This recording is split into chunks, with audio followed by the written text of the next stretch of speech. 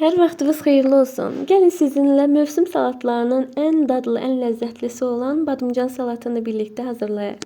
Öncəliklə badımcanların qabığını soyuram.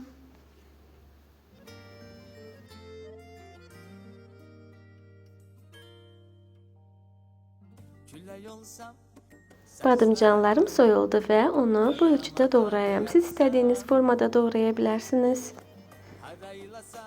Və hazırdır. Üzərinə duz, su əlavə edib ağzı bağlı kənara acı suyunun çıxmasını gözləyirəm. Badımcanın acı suyu çıxdı, yuyuldu. Tavaya duru yağ töküb badımcanları qızardıram. Duz tökməyə ehtiyac yoxdur. Salat hazır olunduqda töküləcək.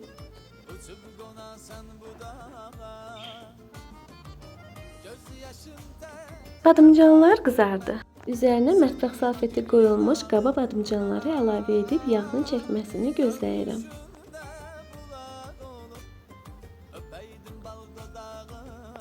Bir qaba badımcanları əlavə edirəm və 2 ədəd pomidoru doğrayıram.